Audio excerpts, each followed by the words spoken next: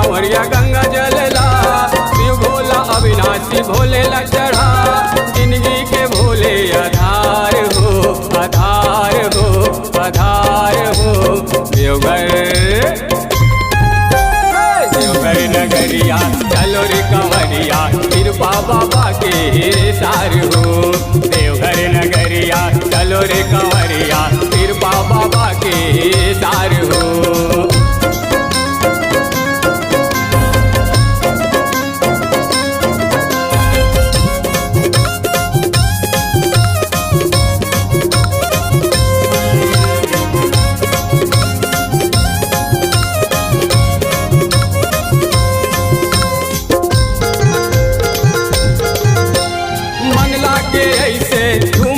जैसे सावन हम पावन लगे, भोले के सूरतिया बाबा के मूर्तिया शिवलिंग में पूरा जगे।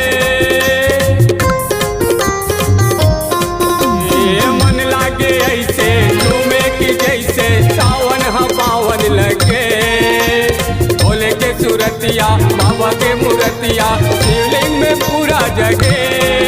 ऐसे कौन जानी, ऐसे कौन जानी, ऐसे कौन जानी बाबा ला लागे भभूति, बन हो जाते तारे तारे हो। देवघर नगरिया चलो रे कंवरिया, कृपा बाबा के सार हो।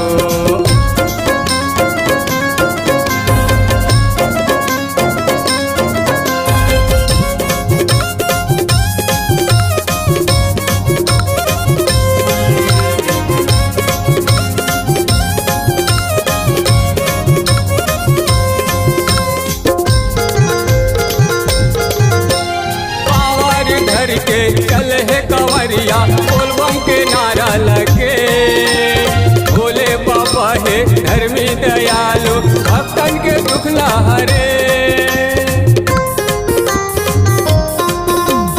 पावर धर के चल है कंवरिया, बोलबम के नारा लगे, भोले बाबा है धर्मी दयालु, भक्तन के दुख ला हरे। हे डमरू वाले,